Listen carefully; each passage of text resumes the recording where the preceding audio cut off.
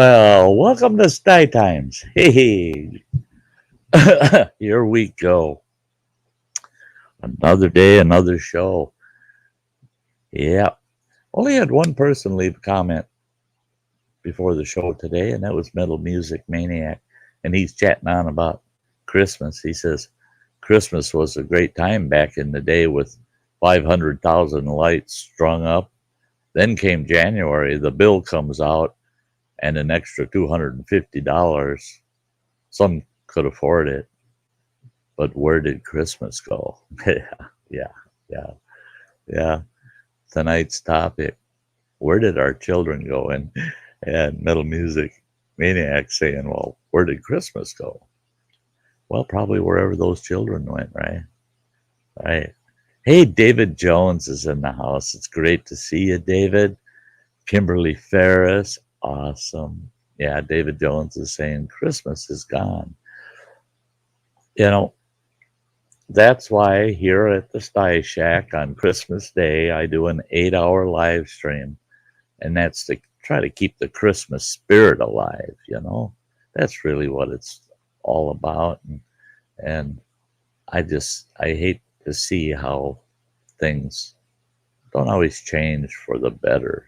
And that's one thing I don't want to change is the getting together on Christmas. Kayla Ferris is in the house. It's great to see you, Kayla. Yeah. Yeah, talking about things you don't like to see go away, like the Christmas spirit. You know, it's just not the same. Is it's there's Samantha Lee's originals. My heart goes out to you, girl, so much. She had a tragedy, just current. She's in the middle of that tragedy. And she's going through loss right now. Love you, girl. God, I saw that. Yeah, punched old Sty right in the heart. You know, I hate to see any of my dear YouTube friends suffer.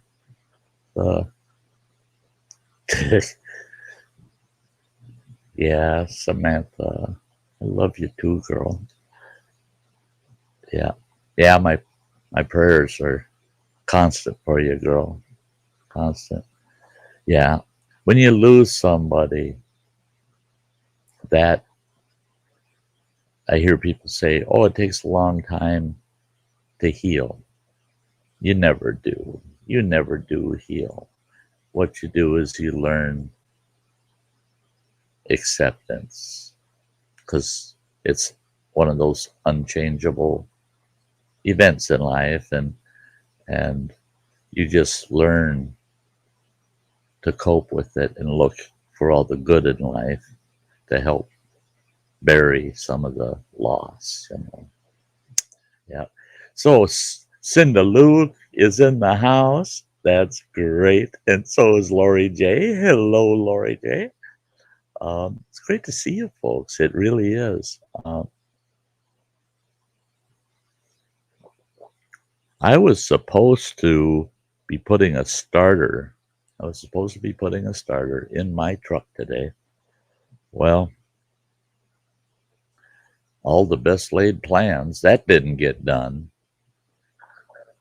I got a few packing chores done, not as much as I wish I would have, but I ran over to the boys' house. By the time I got over there, it was late enough in the day, and it is stinking cold here. The high today was 19 degrees. And I looked at tomorrow's weather, and we're supposed to have a high of 27. Well, that's considerably different than 19 and less wind tomorrow. So I told Running Water I am not doing that starter today because I got to do it outdoors. And he totally understood. I thought, well, if he says, nah, you really need to get that done, I'll do it, you know. But no, he said, yeah, I understand. I totally understand. And so tomorrow morning, I head over there. It'll be close to noon. I want the temperature to come up a bit before I get there and tear into my truck.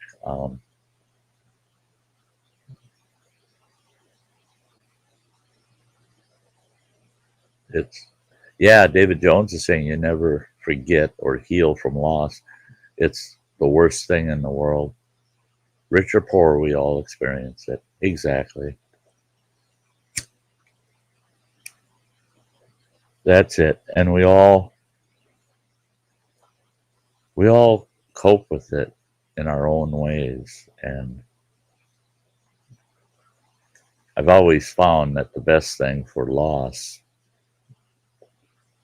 is having someone at least be there, you know? If you're the one going through the loss, just the knowledge, just to know there's somebody that would be there if you need them and that you can contact them and they'll just open up and listen to you and let you share your grief. That helps you get through. It really does. It really, that more than anything else is just knowing someone's there to help carry that burden with you. Yeah.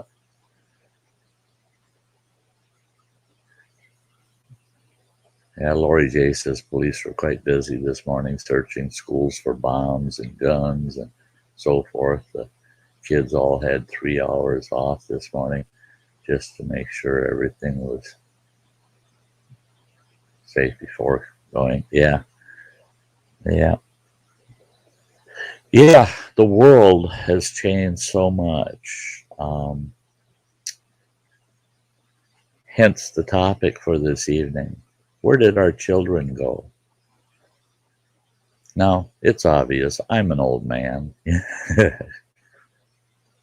I was born in the 50s, raised in the 60s, had to grow up fast in the late 60s, early 70s.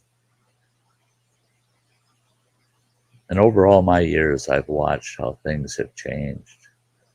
And I can't help but ask, where did our children go? Where did our children go? And when I say that, I'm talking about kids in general. The children out in society. I'm not talking about our own children because most of us, I know all my viewers are just, irresponsible folks. And you know what your children, where they are, and what they're doing. It's not about that. It's about children in general out in society. Our children, where did our children go? And one thing I really have noticed is it used to be, now, even in the 70s and the 80s, heck, even in the 90s, you look at a town park, a city park, and it would be packed full of kids, packed full of children. They're all out there playing, they're sliding, they're swinging, they're on the merry-go-round, they're running around, they got a baseball game going on. Kids all over. Hardly an adult around. Hardly an adult anywhere. Because adults didn't have to supervise that. Because they were just being kids. They were just being kids. Some children were troubled children. Every once in a while, a kid would get hurt or something. And we all would hear about it. And you go, just everybody would spread the word with all the other kids. Hey, if something bad goes on, make sure to come home and let us know and we'll deal with it, right? You go out there today and look at a city park. You don't see large groups of kids. I can recall when I was growing up, it wasn't unusual to have 15, 20 kids from all around the neighborhoods. We all meet up at the park. We're going to play ball or something. Or we play tag. And we're playing, the boundaries are 4 full city blocks. We had so many kids. And there was no adult to say, hey, you tagged him too hard. Or why do you pick on that kid all the time? We policed ourselves as children. and we got to be kids. We were with our peers. We all we were all children. We thought like children. And what we did is we experienced things and learned together at our own level. We didn't need grown-ups in the middle. Now, nobody wants to let their kids do anything without them being close by or know that it's chaperoned and it's got adults present. So you don't see these random, large groups of children coming together, setting up their own social rules and growing together, being kids, just being children, you know.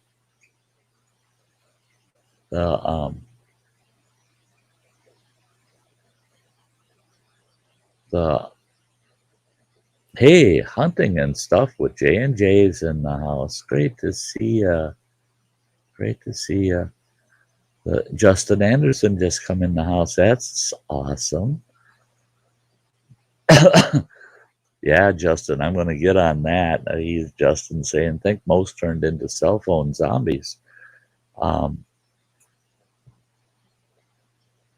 Yeah, and David Jones, you guys are hitting on some key points there. Now you can't trust kids, and you can't trust people. Sad but true. Well, and that's where society has gone. Is back in my day, you had huge groups of kids together in a town park, and oh yeah, a fight would break out. Two kids be going fisticuffs, and they're just fighting away. And the other kids, if one of them kids got out of hand, the rest of us jump in there and break it up. We don't need a grown-up to do that. We'll break it up. And someone says, well, he's a bully. He's picking on other kids all the time. Well, 8 or 10 of us get together and the bully ain't such a bully anymore. We don't need a grown-up coming in and getting involved in that. We would set the pecking order and we'd say, hey, there's certain rules, man. You just can't do that. But we were taught that growing up by the adults, by the parents.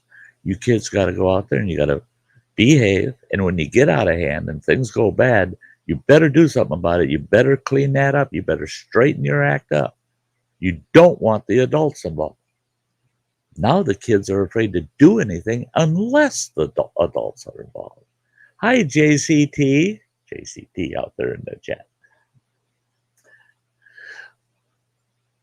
But I always said the fewer adults involved with kids interacting with each other, the better. Because for one thing, you take a bunch of 7, 8-year-olds and put them all together in one spot. They don't even have to know each other. Give them a half an hour and they'll know each other. I guarantee it. They get to know each other in a hurry. They don't need an adult in there to, run interference. They don't need that. But I don't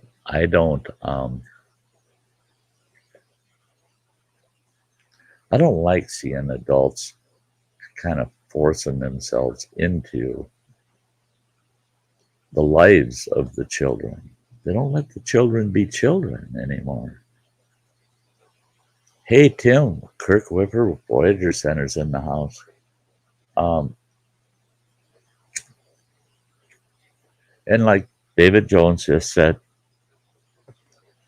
kids will be kids. That's the way it goes. Unless we get in the middle of it and we don't let them be kids. And that's one of the problems. That's why I say, where did our children go? Things went bad with our kids.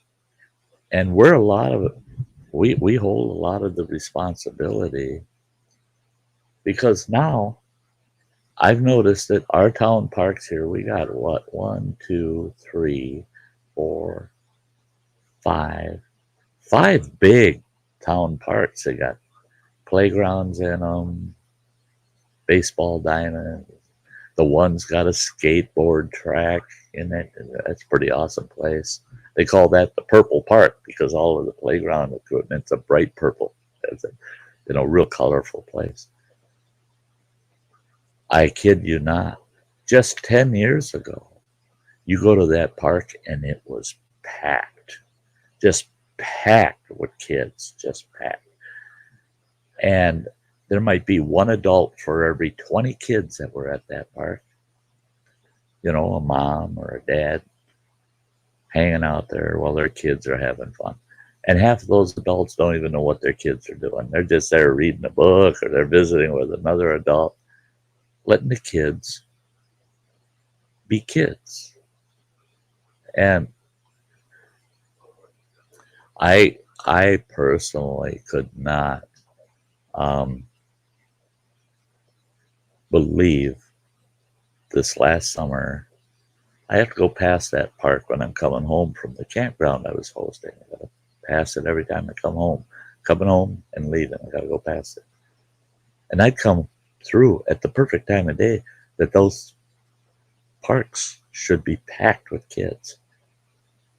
This park, I'm not kidding, it used to be packed with kids. 30 to 50 kids in there playing in that beautiful park. All this summer, every time I went past, you were lucky if there was 5 or 10 kids in that park. 5 or 10 kids. A tenth of what used to be there. Where did our kids go? Where did our children go? Where did they go? They're still here. There's still plenty of kids, but where did they go? Well, we got this virus thing going on. All of a sudden, everybody keep the kids home. Can't even have them in school. Well, now at least the schools are starting to open back up. But for almost 2 years, you can't even have your kid in school. Well, if they can't be in school, we can't let the kid go to the playground either. We can't have those kids around each other. Well, we're seeing the consequences of it. We got kids that are hurting themselves in a very bad way. We got kids that are just confused, lost, depressed. They're not acting like children anymore. They're acting like depressed adults. That is only one small factor in this. Cell phones. Oh my Lord. I love the cell phone, man. My cell phone's with me all the time. I don't use it that much though. I'll check once in a while for texts, If a call's coming in, I'll take the call. But I'm not going to be glued to that thing. And I'm not going to be searching social media on that phone. Now, if I didn't have a computer, a laptop and desktop, I would use the phone when I need to be online. But it's bad enough. Where did people say, well, kids have become cell phone zombies? Where did they learn to do that?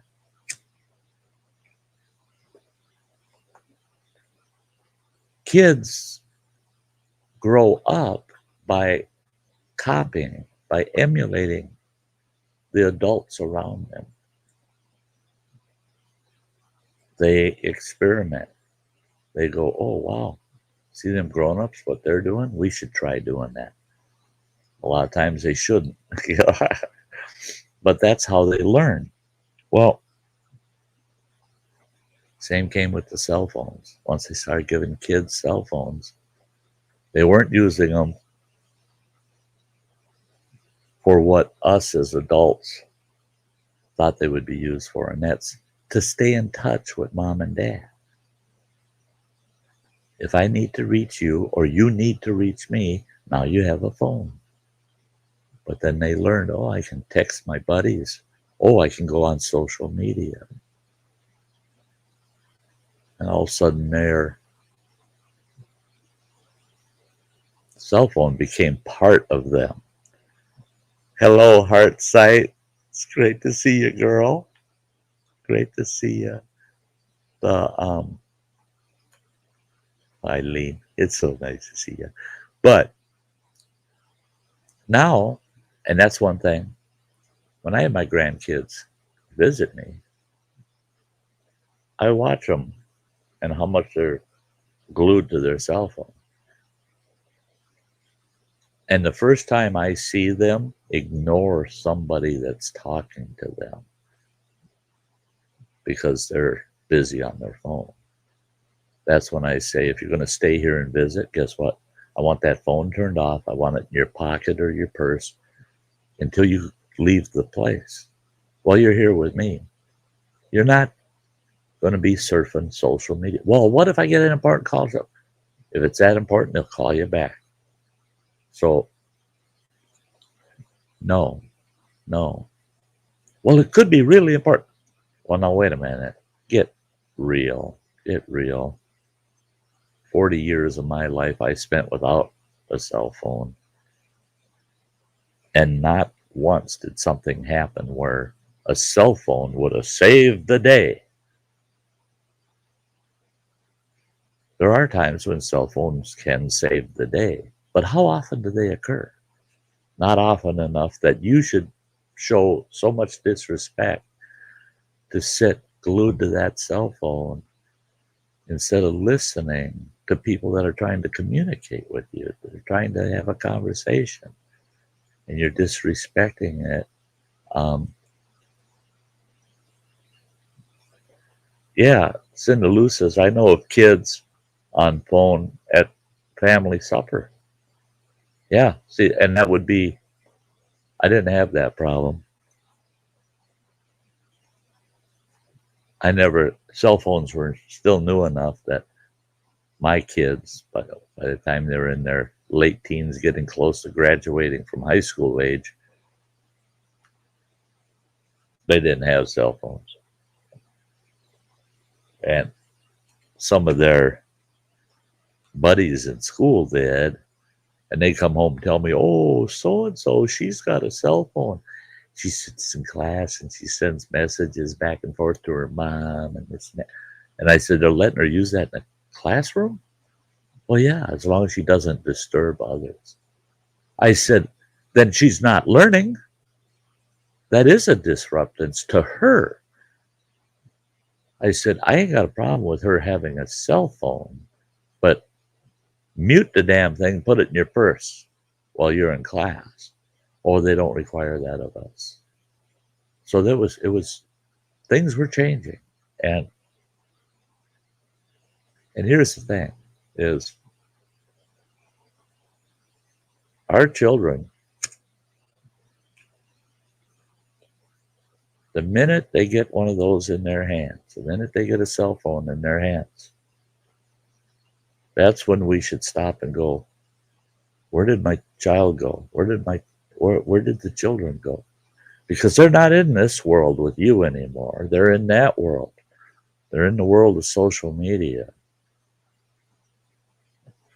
They're seeing, hearing, and reading things that you would never, ever allow in your home, but yet you allow them to sit on the couch right in front of you, and they're surfing Facebook and Twitter and TikTok, and they're watching videos that are, pretty risque or pretty disrespectful.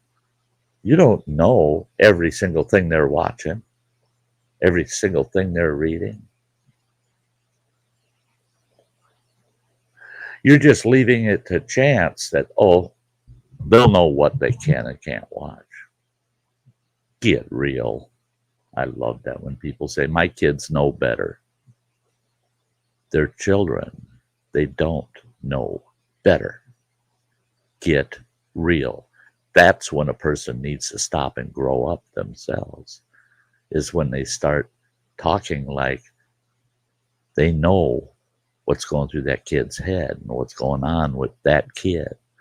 We were one of those at one time, but we haven't been one of those in a long time. That's why I always say, don't try to psychoanalyze a 10-year-old. You try to understand what they're doing and what they're thinking, but don't think for a minute that you're going to truly understand what's going on in a 10-year-old's head. You haven't been 10 years old for how many years? How long has it been? My ex-wife would argue with one of our kids when they were 5 years old. Her and my one daughter would stand there and argue and argue and argue and argue. And my ex-wife usually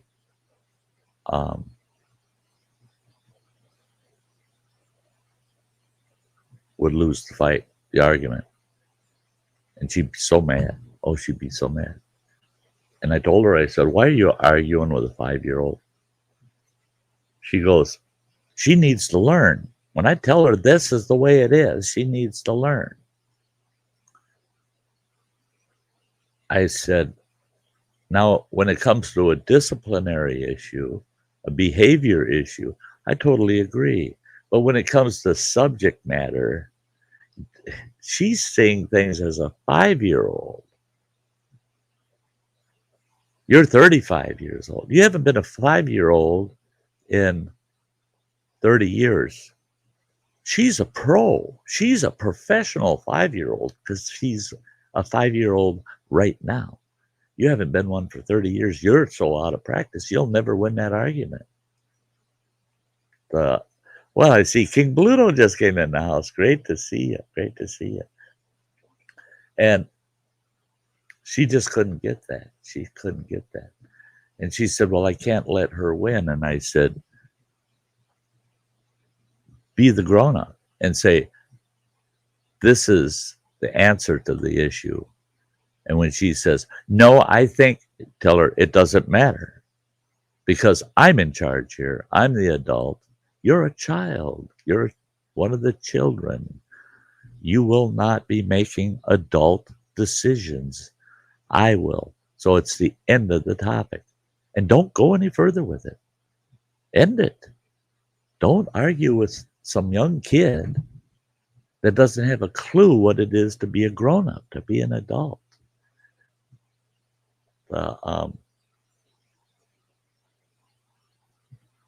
Yeah, Justin Anderson talking about how a group of people go out for dinner and half of them are on their dang phones on Facebook. Yeah.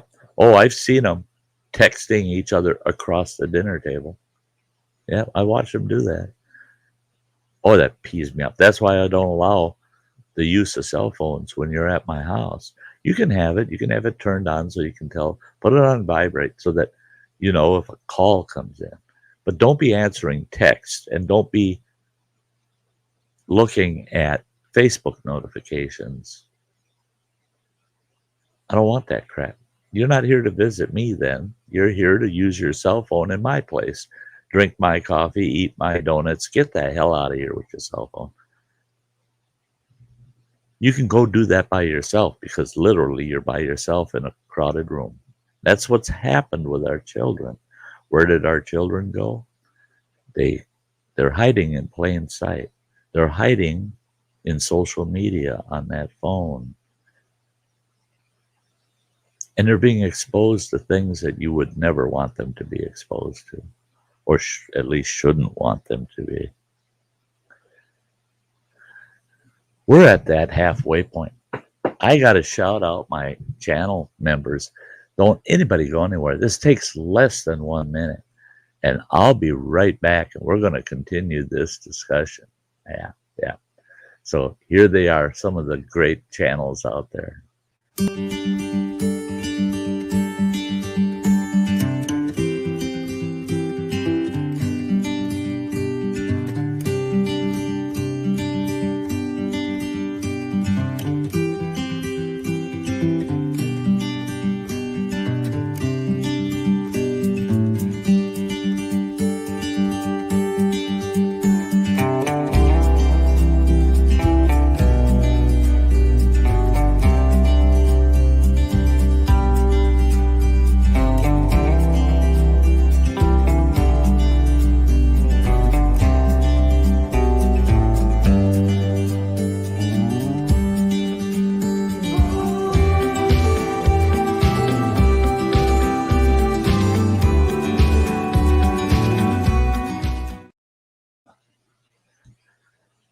So I got to show them people off every show. But where did our children go? This is one thing that really threw me. I noticed in public places. It could be the town park, it can be at Walmart, it can be at the grocery store, it can be anywhere. And you'll have a group of kids. And they're hanging out, and you think, well, that's cool. The kids are hanging out. There's a group of a half a dozen of them there. That's kind of good for them. They're being kids. And then you hear their language. I can go sit in a bar all night, right up till bar closing, and not hear nastier language than what I hear coming out of these young kids. They're between the ages of 10 and 16. And it's the nastiest language you ever heard. It's like, what in the world? No, you don't see them as children anymore because that's so wrong and so disgusting that you can't see them as children anymore. And you ask yourself, where did the children go? What happened to the children? We got all these little short, very young looking drunks and barmongers that are out here cussing like sailors. Where did the children go? Then it gets worse. You wouldn't think it can get much worse than some of the language. But then comes the disrespect. You watch these kids. I watched a 10-year-old kid tell an elderly woman, he's standing there, entrance to Walmart. This elderly gal come in. She's got a cane. She's walking with a cane. And she's struggling trying to get a cart. I was going to walk over and grab the cart for her, but she got it loose and she got the cart. And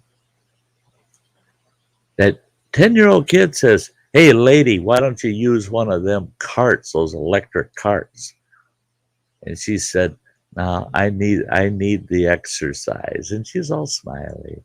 She's trying to be positive about things. That 10-year-old kid says, well, then I hope you fall on your ass and break a hip. I wanted to go over and slap the hell out of this kid. And it comes to my mind, where did our children go? I'd never seen anything like that when I was growing up. You didn't dare talk to a senior person like that as a 10-year-old kid. Man, you'd get your lips slapped right into next month. You talk to some poor old gal, and you could tell she's the sweetest old thing, just smiley. But she wasn't smiling after he said that. And she goes pushing her cart into Walmart. My eyes were locked on her. Yeah. The only thing missing was a tear.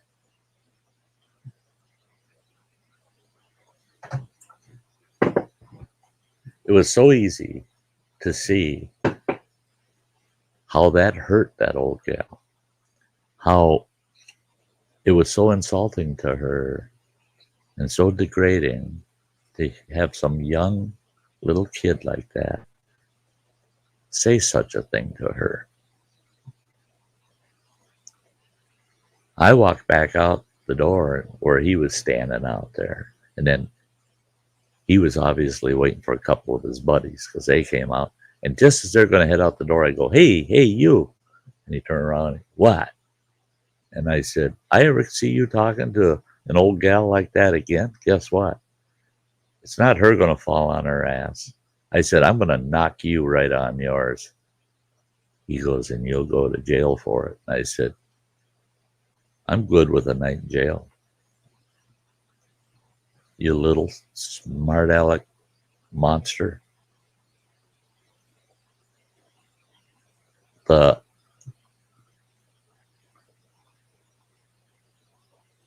Yeah, King Bluto. Yeah, King Bluto saying the same thing. The discipline's going to come down hard if you talk to somebody, an elderly person, that way.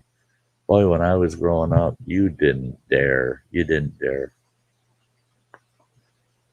If anybody witnessed it,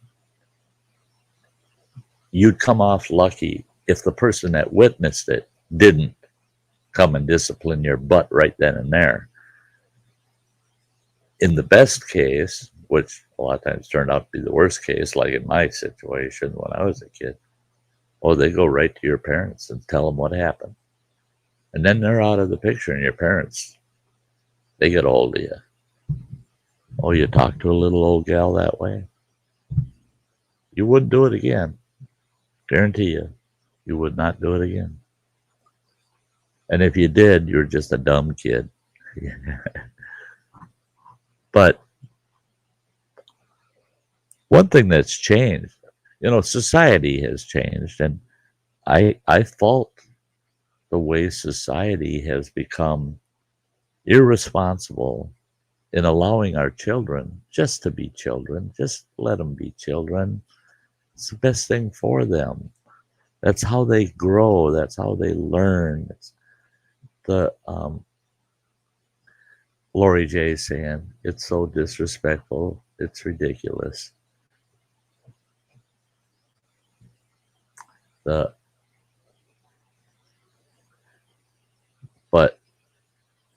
I have to blame society. You have to blame parents. People say, well, you can't blame the parents. Kids learn that stuff out there on the street.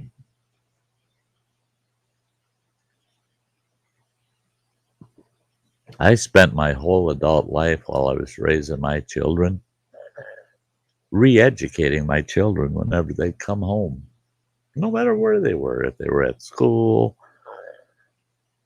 if they went to the local park, they're out hanging out with their buddies, they went to church. If they came home and said, you know what I heard? I heard this, this, and this, and it's so off the wall, and you can tell without a doubt, that'll lead right to somebody disrespecting somebody. Time to re-educate my child. And they'd find out. They would learn then and there, that's not acceptable. You're not allowed. Yeah, but they say, doesn't matter what they say. Matters what I say. And what really matters is what's right.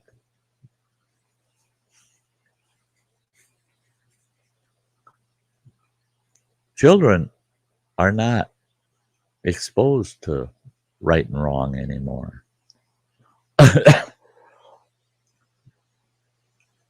When I was growing up, we were exposed to the right behaviors all the time. It was so, people were respectful to each other. People helped each other. People cared. People just talked nice to each other. Even if they didn't have a nice thing to say, they'd still say something nice just to keep the world calm and in a happier place. Well, oh, Killer Creations just came in the house. Good to see you. So, but now, no, none of that happens. Society will complain about kids, but never try to do a thing about it. And they say, well, you can't. That kid will call the cops and you're going to get in trouble. Well, I'll tell you what. If all the people out there that have a right and wrong mindset were to all act on that and start telling kids, you're not allowed to do that. And I'm not going to allow you to do that. You're going to stop. That's the end of it. Enough people did that. The cops would say, well, we're not taking, unless it's an abuse issue, we aren't taking these calls from these kids anymore. Mom and Dad took my cell phone away. And it's my cell phone. Even though they pay for it, it's mine. I had to sit through a trial, through an actual trial, where a kid got an attorney ad litem to represent them, and they sued their parents. Their parents had to pay that kid $1,000 and had to buy that kid a new cell phone, which the cell phone cost $1,000, and prove to the court for 1 full year that they were paying the monthly cell phone bill for that phone. Because they took that kid's phone away. Dad took the phone away, took it out in his shop, smashed it with a hammer. Said, no more cell phone for you. Kid went to some counselor, and next thing you know, the kid's got an attorney ad litem. The attorney ad litem says, this is slick. We'll sue your parents, and we're going to force them to replace your cell phone. And pay the bill.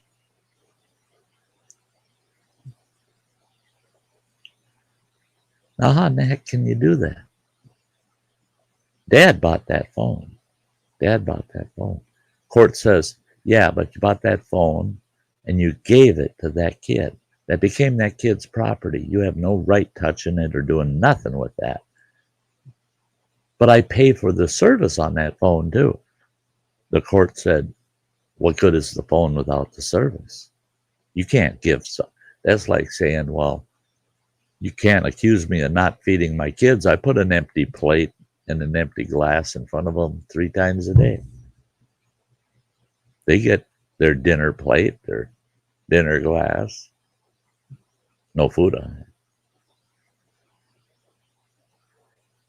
Well, then, okay, you put food on it and the kid don't like it. I ain't eating that. I'd rather have pizza. Well, I'm not going to buy you a pizza. Everybody else is eating what we got. You're going to eat it too. No, I want pizza. Can that kid go and sue you for pizza?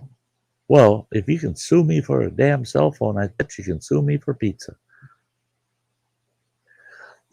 Kids are exposed, our children are exposed to so many adult issues and adult topics right now.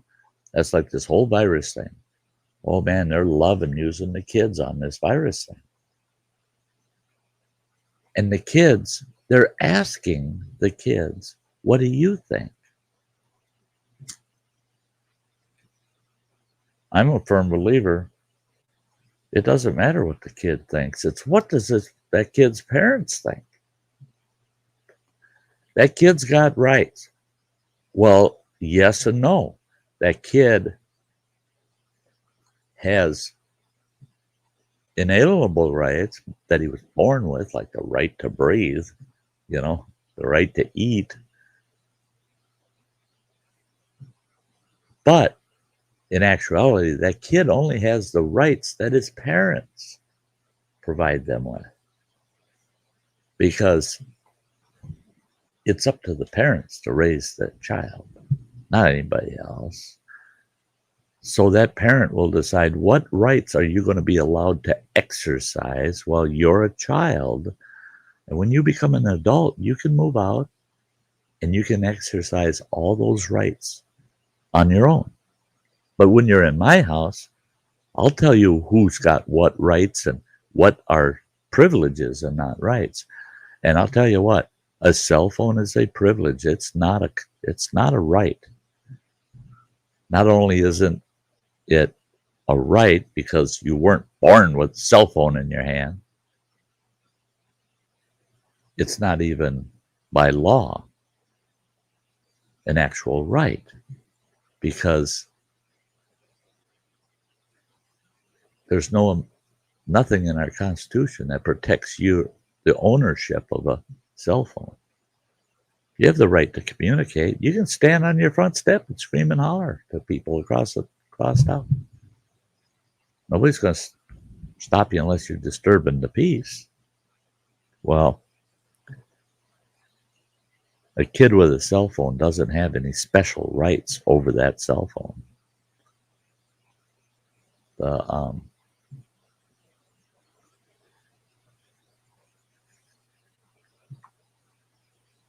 Yeah, that's it, Justin. Justin's saying we ate what we got or didn't eat. That's the way it was when I was growing up. It's like, oh, you don't like dinner? That's too bad. Everybody else seems to like it. It's too bad you don't like it. Then you're not going to eat. Guess what? You don't eat. That's what happens. We don't make special dinner for special people. There ain't nobody that special. It's special that we all get to eat. But I'm gonna be so doggone hungry. Well, that means you're gonna probably eat a bigger breakfast than usual, isn't it? Because you're going to bed without dinner by your own choice. That's the way life was, and we learned responsibility from those types of interactions. Well, I got to do what's best for me, so I want to go to bed with a full tummy. I'm going to eat. I'm going to eat my dinner. It's not a favorite of mine, but you don't always get your favorites. Favorites are privileges. They're something special. The right to eat has just been provided to you. That will sustain you. You better eat it. You better eat it. Do you have to be happy about what it is? No, nobody's saying you have to eat it, and if you're not happy about it, we'll take it back. No, nobody's doing that. They're saying eat it and be happy that there was food. You don't have to be happy with the type of food, but it is food and it's nutritious. It'll get you through. Then you learn how to be responsible. And if you want something different, provide it to yourself. Go out and get it. The opportunity is there. There's your right there. The right of opportunity. And I have a lot of people get mad at me about that.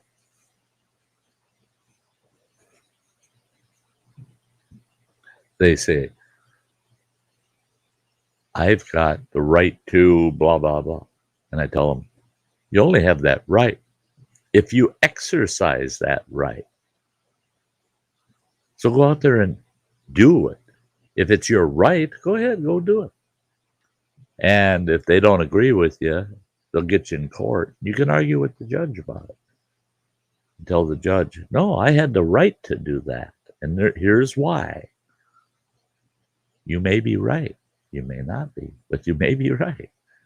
Hey, Peter Dell. Awesome. It is so good to see you, Peter. But that's one thing when I was growing up too, is when adults were having a conversation as a kid, right up until I was about 11 or 12 years old. If you tried to interject into that conversation and you weren't invited into that conversation, any adult in that group, any one of them, the potential was right there. It's going to happen, but you don't know from which one. One of them is going to say, this is a grown-up conversation. Let the grown-ups talk. You children stay in the other room. Or you children, you can listen, but you're not. No. That's one of the issues that I have today is kids are allowed to participate in adult issues. I see it on social media all the time. I see young kids chewing out adults saying, that ain't the way it is. I know. And it should be this and that and this. And oh, get real, kid. You are just a child. You don't have the maturity, the experience, the years under your belt to be coming on me and telling me the way it is. This is a grown-up conversation. What are you doing even interjecting? Get out of this conversation. That doesn't happen today. They allow these children to have their say in an adult issue. No, I don't need the advice of a child. I was a child once, and I wanted to give advice. Oh, no, you guys are all screwed up. I got a better idea. It wasn't until I became an adult and watched other children at that younger age doing the same thing and going, that kid ain't got a clue. I didn't have a clue when I was doing that. And that's why they would say, no, this is a grown up conversation. You children, get out of it. Go do something else. Go be children. Rain Dancer, it is awesome to see you. That's great. That's great. But my grandfather, he was one where you could sit there and listen to him having an adult conversation with someone else all day long. The minute you'd speak up into that conversation, it had anything to do with that conversation, or you're trying to change the topic or something, my grandfather would interrupt and say, hey, I'll talk to you separately. You're not part of this conversation. A few times I'd slip and I'd say, but Grandpa, he'd tell me, he'd say, if you don't want a sore butt from a good whopping, you'll be quiet and let me finish my adult conversation. And he'd say, but you shouldn't go anywhere. You should sit right here and listen to our conversation. Because that's how you're going to learn to be an adult and how adults talk with each other. Listen. Don't give input. Because you're not old enough. You don't have the experience to be able to carry that adult conversation. Now, there were many years as an adult I didn't feel I was mature enough in some of my conversations with other adults because I hadn't experienced enough yet. I hadn't learned enough yet. Or I get in a deep conversation, go, I don't know how to contribute in the conversation because I don't have any experience in this. So how can we expect children to sit there and get involved with adult conversations and have it be coherent to them without them, their growing minds, altering that information into what they envision as a 10-year-old, as an 11-year-old. They don't think like an adult. So they're hearing adult topics and coming to conclusions that are immature. And I see many very mature or adult, very aged adults that think like children. Yeah. Jason Collier, good to see ya. Found me through E-Ways, Mike. Mike is great. Shark Home Brewing is in the house too. Hello. But where did our children go? I have it happen quite often. Whenever I have an interaction and there's children present, they want to interject in my discussion with an adult. And I try to be as kind as possible to these kids, and I'll say, whoa, no, this is a grown-up conversation. You and I can talk about this later if you want to know more, because if they bring it up later, I can bring myself kind of down to their education level, their experience level, and try to explain things in basically 10-year-old terms. Now, I wrote grants over my career, many grants, millions of dollars worth, in fact, that were funded. But my first few grants were terrible. I don't know why they weren't getting funded. I wrote one 87 pages long, that grant, the request I wrote. I had a couple of college professors in business read my grant proposal and let me know what they thought. They loved it. They said, man, there's no way they won't give you the money for that. My grant wasn't funded. But the grants that were, there was public access, so you could look at them. And I looked at them, No, it's like a 10, 12, 14-year-old wrote those grants.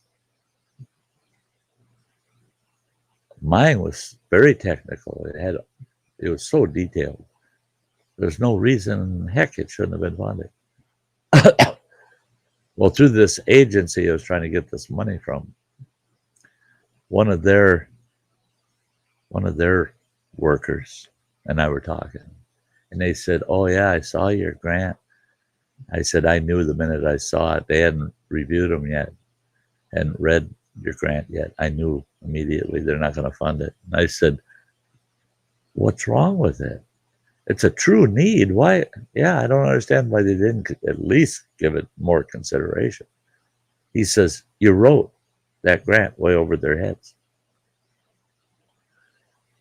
He said, "Quit writing your grants at a college 2 to 4 year secondary school level and bring your writing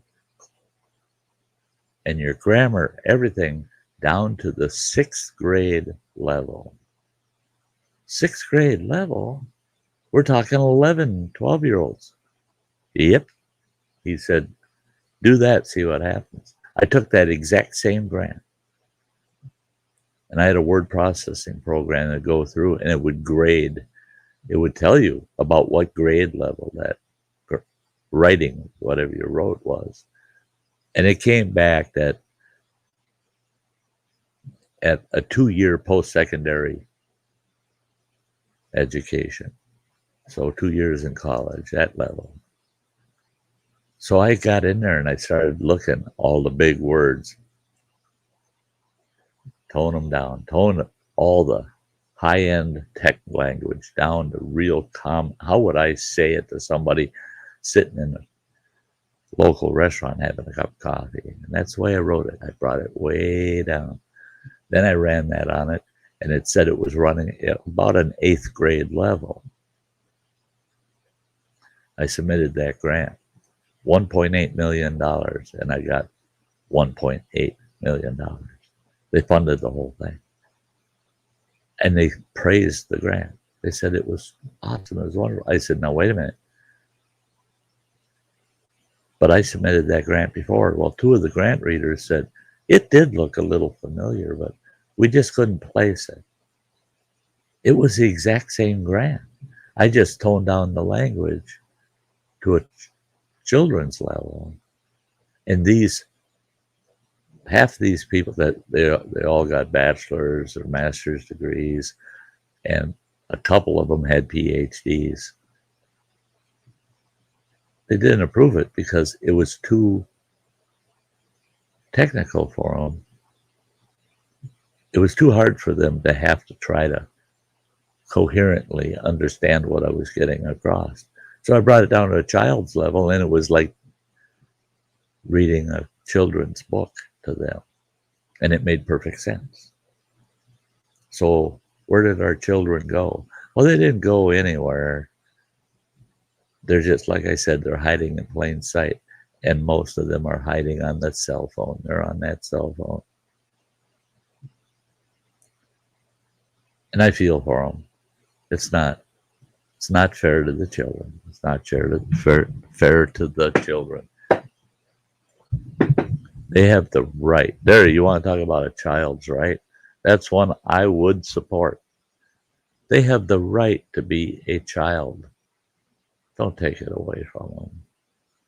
If anything, look at the things you could take away that'll help them in the sense of being a child. Because they don't have to be a grown-up right now. They don't have to. That'll come in its own time. They don't need to be in a grown-up world. Let them be children, please. I love children. I go out. People say, "Oh, all them screaming brats," and I go out at the campground last summer when people would show up and they had kids with them. I could hear those kids laughing and yelling at each other, playing, knowing that each and every one of them are having a great time. And I'd see them and they look so happy. Yeah. Just wish it would stay that way. Wish it would stay that way. But I got a feeling more and more we're losing our children. And we're at that point where Sty constantly asks himself, where did our children go? Well, with that, I know I have to go. It's the end of the show. Love you guys. I want to thank each and every one of you for being here today. It was great. I loved the topic, talking about kids. I got a lot of things I could say about kids and the differences between then and now. And I'm going to get more into that down the road. Different topic approach, but back on children again, back on kids. And till the next one, guys. Gosh almighty, it's hard to believe it's Friday. Tomorrow is my day off, which I got to work all day tomorrow, but is my day off on YouTube. I'll be back Sunday evening at 7 p.m. Central Time with Sty Story Sunday, and I'll be here Monday with Sty Times, right back with Sty Times on Monday, and watch the closing little video, the exit clip, and you'll catch the topic for next Monday. Until then, stay safe, stay happy, enjoy life, spend a little time with the children so you know where they are. You don't have to wonder, where did our children go? See you soon. Bye-bye.